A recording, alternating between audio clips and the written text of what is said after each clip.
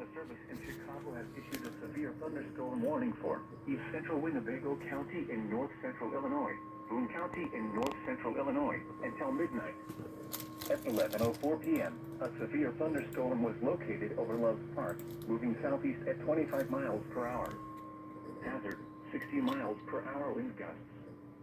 Source, radar indicated. Impact, expect damage to roof, siding, and trees. Locations impacted include Rockford, Belvedere, Loves Park, McChesney Park, Roscoe, Podler Grove, Candlewood Lake, Cherry Valley, Timberlane, Garden Prairie, and Caledonia. Including the following interstates: Interstate 39 between mile markers 121 and 123.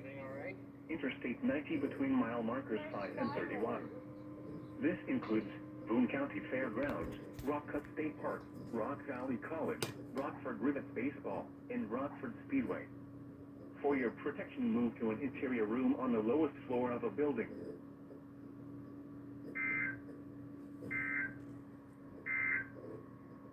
The following is a special weather statement from the National Weather Service. A strong thunderstorm will